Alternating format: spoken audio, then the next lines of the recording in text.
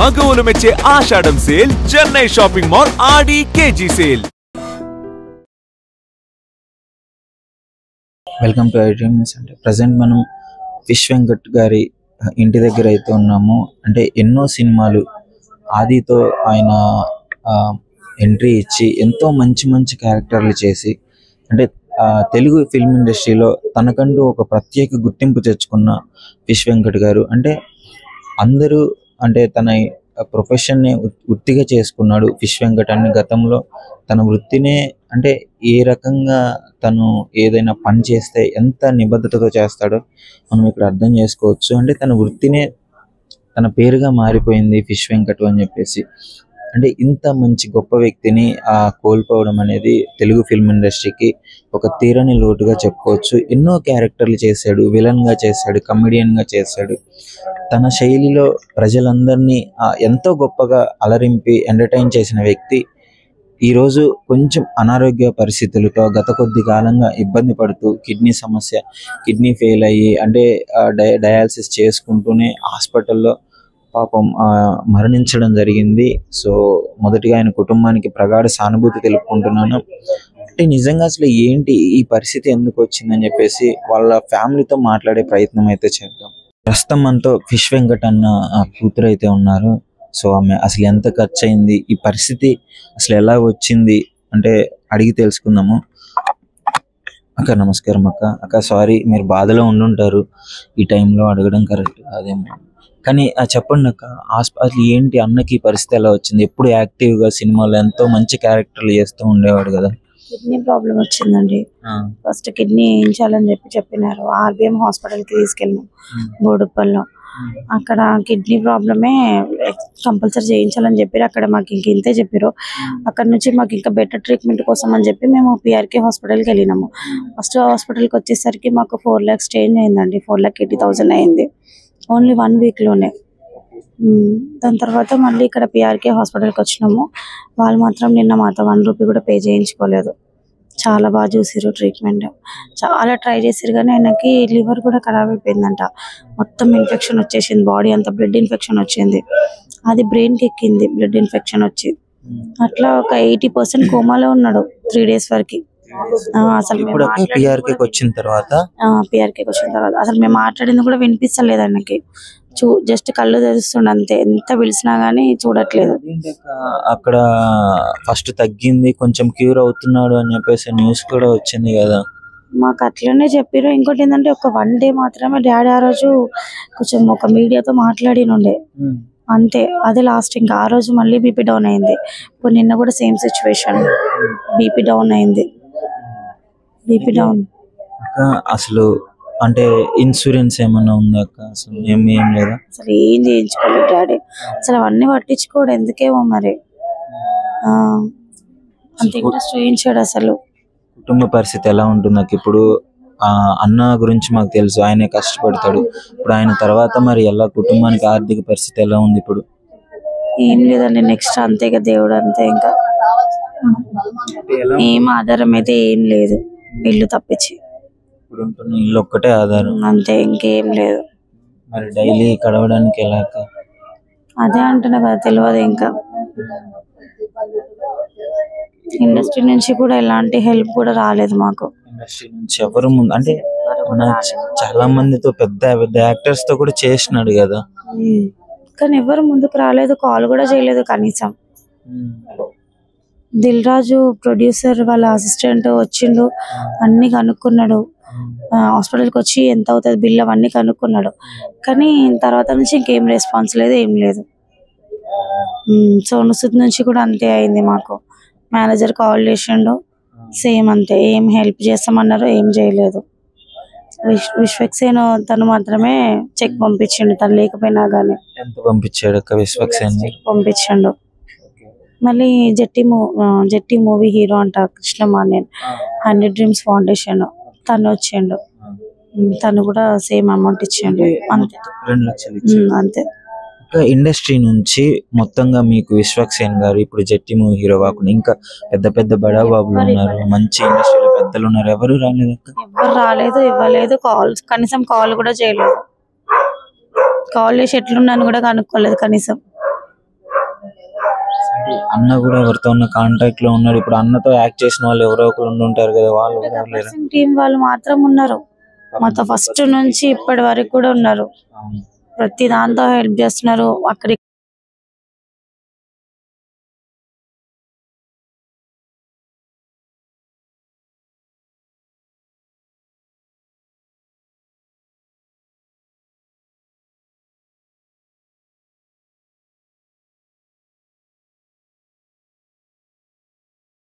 Hospital అన్న మీద మొత్తం ఎంత ఖర్చు అయి ఉంటుంది?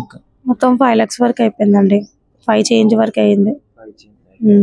ఎప్పటి నుంచి ఈ ప్రాబ్లమ్ రీసెంట్ గానే సివియర్ అయిందా? ఇంతకు ముందు మళ్ళీ ఏమన్నా ఉందా?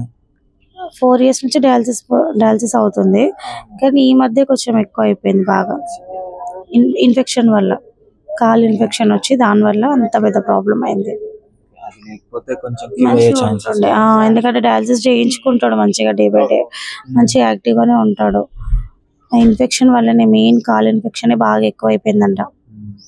సో ఏమైనా ఆర్థిక పరిస్థితి అంటే ఆర్థికంగా ఏమన్నా మనీ ఏమన్నా అందుంటే కొంచెం ఏమన్నా బతికే ఛాన్సెస్ ఉండేయా చెప్పారా డాక్టర్లు? చెప్పినారు, కంపల్సరీ 50-60 వరకు అవుతుందని అన్నారు. చాలా మందికి ట్రై చేసినామండి, ఎవ్వరు కూడా రెస్పాన్స్ లేదు, ఏం లేదు. మంచు విష్ణుకి కూడా మేము కాల్ చేసినాం, అక్కడ నుంచి కూడా రెస్పాన్స్ లేదు. ఎవరికి కాల్ చేసినా కానీ ఇక్కడ లేడు, అవుట్ ఆఫ్ లో ఉన్నారు. ఇదే పెద్దగా సోషల్ మీడియాలో వైరల్ అవుతుంది, ఫేక్ న్యూస్ వచ్చింది కదా. ప్రభాస్ కాల్ చేసినాము, తనతో మాట్లాడినాం, ఇట్లా ఫేక్ అయింది కదండి, కనీసం ఎప్పుడైనా హెల్ప్ చేయండి మీరైనా అని అంటే కూడా నేను సార్తో మాట్లాడి చెప్తానమ్మా అన్నాడు. ఇంతవరకు కాల్ లేదు, నేను కాల్ చేసినా కానీ లిఫ్ట్ చేయట్లేదు. మిడిల్ ఎవరైతే ఉన్నారో వాళ్ళ దాకా వెళ్ళనివ్వట్లేదు, అంతే ఉండొచ్చు మరి, మేబీ. సో అంటే మాక్సిమం బతికే ఛాన్సెస్ అయితే ఉన్నాయి, కొంచెం ఖర్చు పెట్టగలిగితే. అసలు అపోలోకి తీసుకెళ్దామని ఉండే అండి మాకు, అక్కడ తీసుకెళ్లి కిడ్నీ వేయిద్దాం అనేసి అనిపించింది, కానీ అంత బడ్జెట్ మా దగ్గర లేకుండా.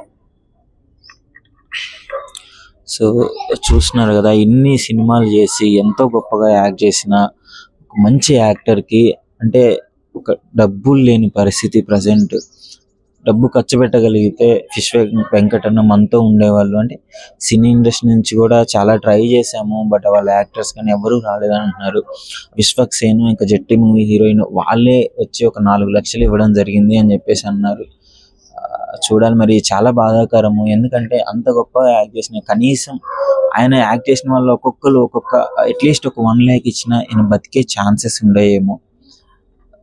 చాలా బాధాకరమైన విషయం. ప్రస్తుతం మనతో ఫిష్ వెంకట్ గారి అమ్మగారు ఉన్నారు. సో ఆమె మా బాధ చూడలేకపోతున్నాము, కొడుకును పోగొట్టుకున్న బాధ, ఆ శోకంలో ఈ వయసులో ఆమె తట్టుకోగలదో లేదో కూడా తెలియట్లేదు. ఆమె ఏడుస్తూనే ఉంది మార్నింగ్ నుంచి. మేము ఇక్కడే ఉన్నాము, సో మార్నింగ్ నుంచి ఏడుస్తుంది. ఒకసారి ఆమెతో మాట్లాడే ప్రయత్నం అయితే చేస్తాము. అమ్మా నమస్తే. అమ్మా ఏంటమ్మా అసలు అన్నకి ఎప్పటి నుంచే హెల్త్ బాగాలేదు, ఏమైంది అసలు? హెల్త్ బాగాలేక ఒక 3 సంవత్సరాలు అవుతుంది బిడ్డ. ఇక అప్పటి నుండి కొంచెం ఆ మందులు ఈ మందులు వాడుకొని మంచిగా ఇదయింది అనుకో. ఈ కాళ్ళకు పుండ్లు పడి దెబ్బ తలిగించుకొని ఆ కాళ్ళ పుండ్లతోని అవి తొందరగా ఆపరేషన్ చేయలేకపోయిండ్రు కదా బిడ్డ. అట్లా చాలా డౌన్ అయిపోయిండు. ఎవరన్నా ఏమన్నా అయ్యిందంటే అక్కడ ఉరుముతాడు బిడ్డ, అని ప్రాణాలు చూసుకోడు. వాళ్ళకు పోయి వాళ్ళకు అడ్డుపడి అన్ని చేసుడు, ఒక్కట పోయి పైసలు పెట్టి చావులు తినాలన్నీ అట్లా తిరిగి తిరిగి తిరిగి తిరిగి అని పెయ్యం చూసుకోకుండా ఎవరు మాట వినకుండా ఇంత కష్టం తెచ్చుకున్నాడు బిడ్డ. ఆ చిరంజీవి కడుపు చల్లకుండా పవన్ కళ్యాణ్ వాళ్ళ కష్టం వచ్చినా అన్న ముందుండి నిలబడేటేవాళ్ళు ఆయన సర్కిల్లో. మరి ఇప్పుడు అన్నకి కష్టం వచ్చింది అని అంటే కనీసం సాయం చేయడానికి ఎవరు ముందుకు రాని పరిస్థితి వచ్చింది. షూటింగ్ లో పోయి మేము బీద వాళ్ళం నాయన, నేను కష్టం చేసుకొని నా పిల్లల్ని పోషించుకున్నాను. ఆయన ఉద్యోగం లేకుండా నేను పోషించుకున్నా. మేము బెద్దోళ్ళం చేపలు అమ్ముకొని నా కొడుకు పెద్దగా అయినాక కష్టం చేసి ఇల్లు కట్టుకుంటాను, సంతోషంగా ఇల్లు కడుతుంటే దాటుకున్నాడు బిడ్డ. నన్ను ఎత్తుకుపోయి వేయాలి కదా 100 గంటల వాడు పోతాడా బిడ్డ? నా బిడ్డ మొన్ననే అనుకుంటా పెద్ద ఆమె 5 నెలలు కాలే చచ్చిపోయి అకస్మాత్తుగా ఇట్లనే చచ్చిపోయింది. దానిగా వీడు పోతున్నాడు. నేను ఏం చేయాలి? బతకాలి ఎందుకు బిడ్డ? నేను ఎవరి కోసం బతకాలి? నేనేం చేయాలి? నా కొడుకు ఈ టైం వరకు నాకు నా అంటే తీసుకొచ్చి పెడుతుండే. నా కొడుకు, నా బంగారు కొడుకు, నా అయ్యా మాయమ్మని మంచి చూడాలి. మాడుకోదా ఎలా చల్లారా ఇట్లా కొమ్మొచ్చి తిట్టేటోడు బిడ్డ. తమ్ముళ్ళని మడుతుంటాడు అందరు సూటిగా మాట్లాడతాడు. ఏదన్నా కోసం తిట్టేటోడు వాళ్ళని. అయితే ఏమన్నా మాట్లాడడం జరిగిందా? అన్న ఆఖరిగా మాట్లాడిన మాటలేంటి? మీతో ఏమన్నా చెప్పడం జరిగిందా? నాకేమని ఏం చెప్పవు బిడ్డ. ఎక్కడ ఏం చేసుకుంటున్నావు? ఖాళీ అమ్మ తిన్నవా పడుకో ఇంతే మాట. కానీ వాళ్ళు అక్కడ ముసలవదల ఇల్లు తీసుకొని అక్కడ ఉన్నారు, మేము ఈడు ఉంటాం. ఇక వస్తుండే పోతుండే ఏమన్నా తెస్తుండే చూస్తుండే బిడ్డ. చూడకపో అన్నట్టు కాదు. మయమ్మ మందు గడ్డ పడ్డది, మస్తు మమ్మల్ని సాధింది అని ఆ ప్రేమ ఒక్కడు పెట్టుకున్నాడు బిడ్డ. దాని మీద అన్ని చూస్తుండే మంచిగానే ఉండే.